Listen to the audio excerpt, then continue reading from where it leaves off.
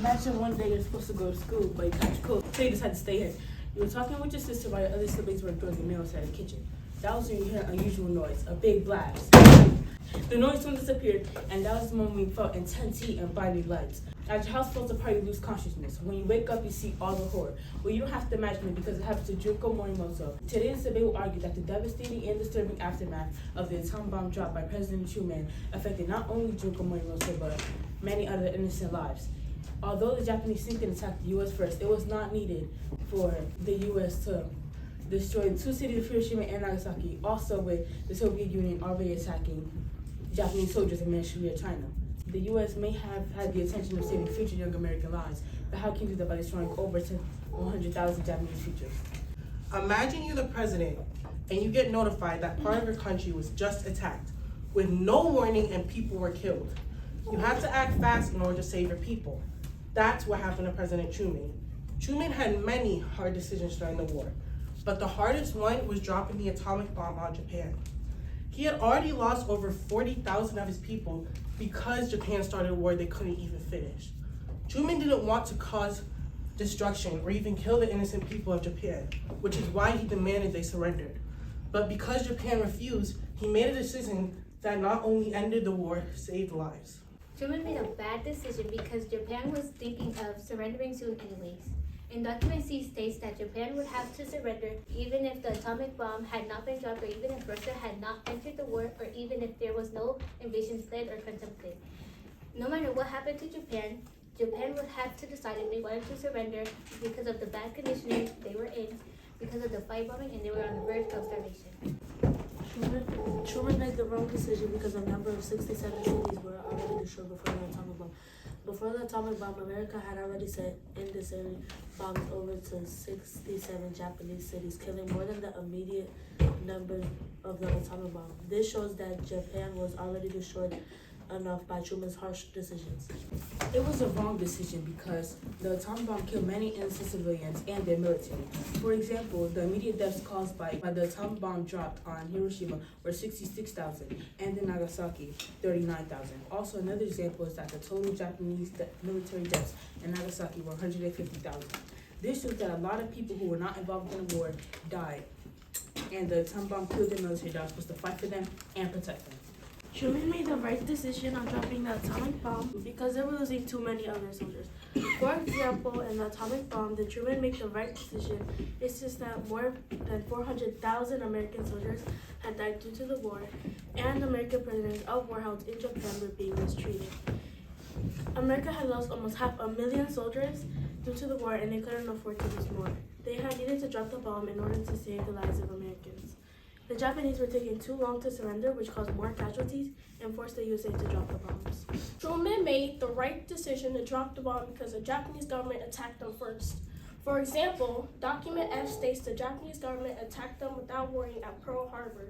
As a result, the Japanese governments were the one who started the war and invaded them without warning for natural resources and took over the U.S. to gain their power and territory. When Truman dropped the bomb, the war between them and Japan ended, so both nations can remain neutral. Truman made the right decision to drop the atomic bomb because the Japanese army was taking too long to surrender. For example, in document B, it states, "We estimate that the fighting will not end until the latter part of 1946. The Japanese have been taking too long to surrender. They have not surrendered no matter what warnings was given to Japan. Truman was in the right for dropping the atomic bomb because no matter what signs or warnings the USA gave to Japan, they did not surrender." Roger, you said it was the right decision because Japan was taking too long to surrender and the U.S. didn't know when Japan would have surrendered.